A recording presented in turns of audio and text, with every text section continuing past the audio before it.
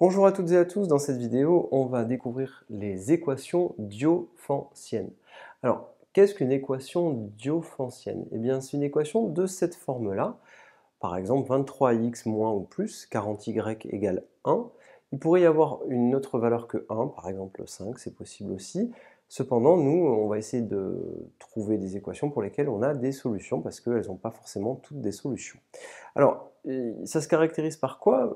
Par le fait que l'inconnu, eh bien, en fait, il n'y en a pas qu'une, il y en a deux, il y a des x et des y, et on a des xy qui sont des entiers relatifs. Attention, 0, 1, 2, 3, 4, et moins 1, moins 2, moins 3, et ainsi de suite.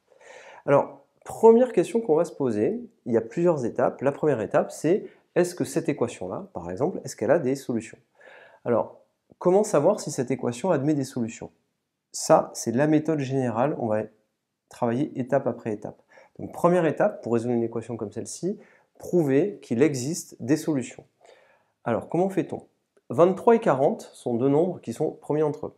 Comme 23 et 40 sont premiers entre eux, alors vous pouvez le déterminer soit par le calcul avec l'algorithme d'Euclide, soit à la calculatrice. 23 et 40 sont premiers entre eux, donc d'après le théorème de Bezout, que vous connaissez, eh bien, il existe un couple UV, tel que 23U plus 40V soit égal à 1.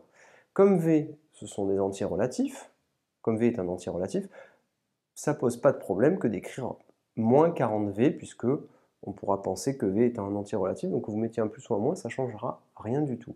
Donc, on a donc l'existence d'un couple UV qui vérifie 23U moins 40V égale 1. Et donc vous avez un couple solution de l'équation E qui est ici. Vous avez donc prouvé qu'il existe au moins une solution à cette équation. Et donc, à partir de maintenant, vous pouvez commencer votre résolution et essayer de trouver l'ensemble de toutes les solutions de cette équation, tout simplement. Alors, on va le voir maintenant dans la deuxième étape.